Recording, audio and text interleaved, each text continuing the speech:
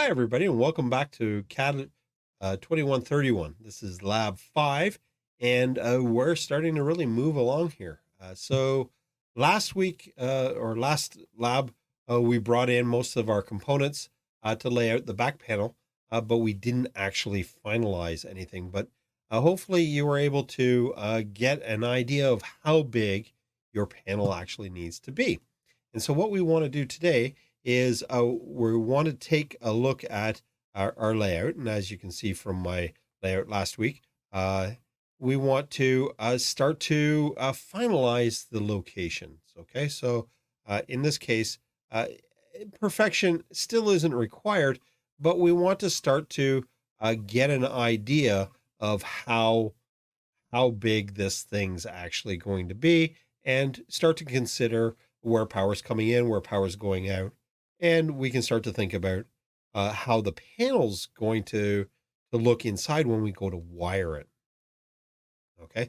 So uh, basically this week's lab is going to be broken down for grades. I'm looking for AutoCAD file. If you send me a DWG file, great, you get 3 marks. If you send me a DXF file again, you know what? I'm going to really dock marks because it's not acceptable at this point. Okay. We want to actually start to modify our backplane for the layout. We want to start to make some assembly drawings. Okay, so I'm looking for the backplane assembly drawing, the box drawing. Now I realize that there's going to be some changes to the box, but that's okay. But I do want a detailed drawing of the box as well. Okay, so a total of 20 marks, and let's take a look at what it should kind of look like, but with your own twist, your own bit of flair. Okay. Okay. So here we are. This is what I showed you last week. And so we want to actually start to look at some dimensions on this and pick a box. Okay.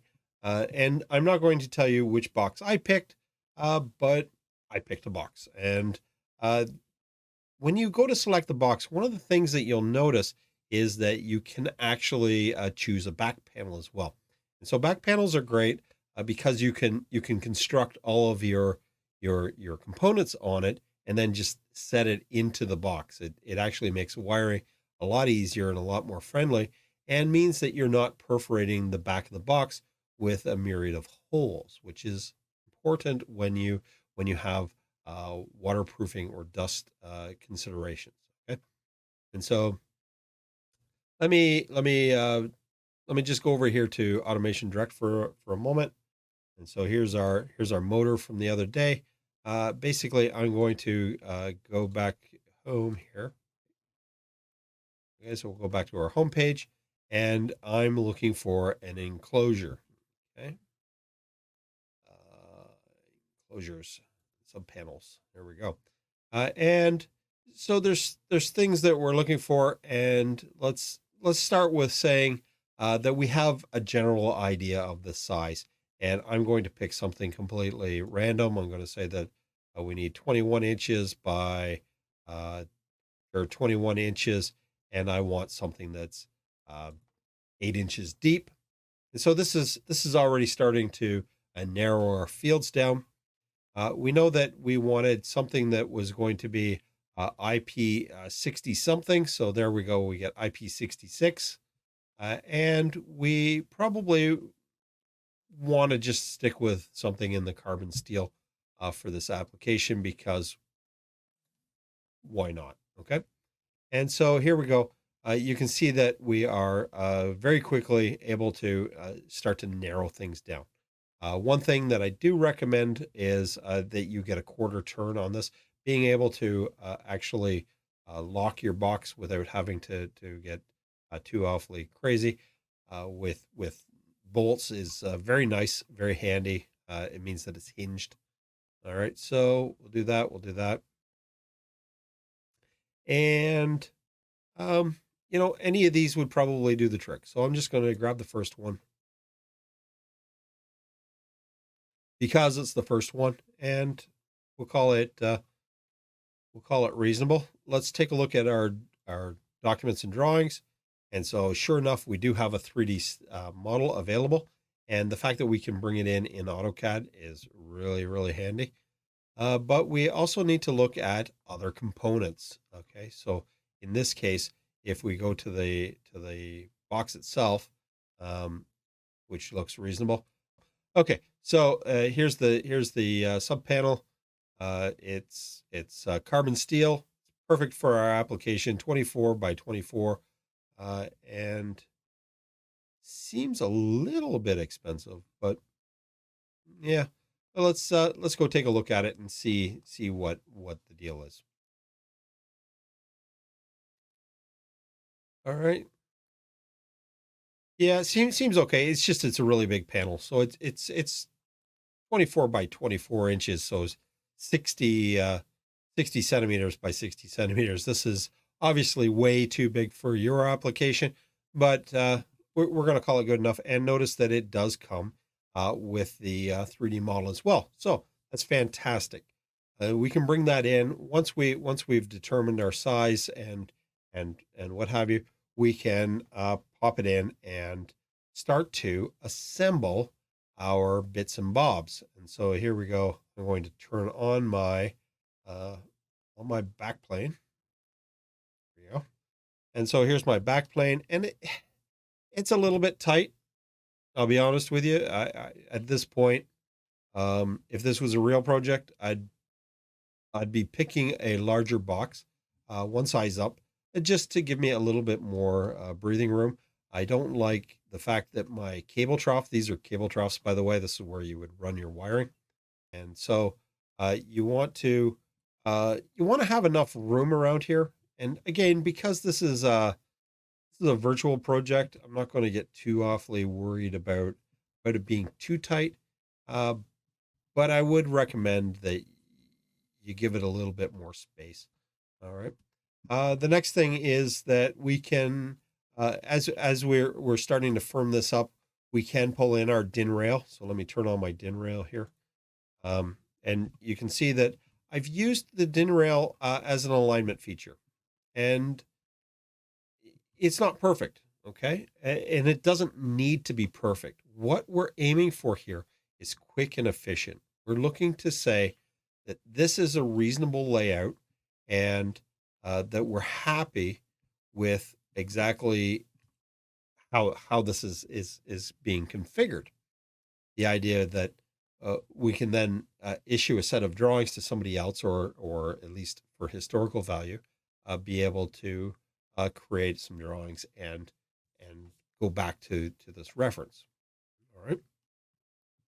And so then once we have the backplane in place, then you can bring in the box. Okay, so there's the box, and I've gone ahead already and dropped in the holes for the grommets in the side. Now, it, I'm asking you to start to do some layout, and so I'm looking for a panel layout. Okay, you can see here I haven't put in any of my holes yet to attach the DIN rail, and that's okay. I'm asking that you start to do that. The box again, the layout for it is just the box, so the top and the side, wherever you're going to be putting your holes, and you can get the holes in now. It would be great. If not, that's okay. But we're also looking for the panel assembly, which you should recognize from a couple weeks ago. Okay. And so when we take a look at it, we actually have uh, our main layout. Okay. And we have all of our sub assemblies. So in this case, this block here, A block, is going to get assembled together. And I want to be able to put some notes to it. Okay. I want to be able to basically say what each of them represents. Okay. This is not my box assembly. This is sort of my cover sheet.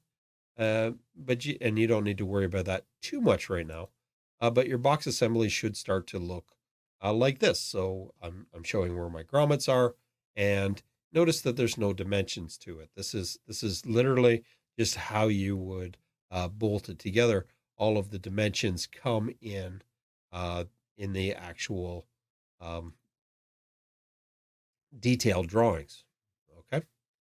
So you can also at this time pull in your drawing for your mains, right? Your drawing for the logic, and and your system drawing. Okay, so this you can see that this project is starting to balloon. It's starting to grow, and hopefully you can uh, really start to appreciate the level of work and detail that can be in here. Okay.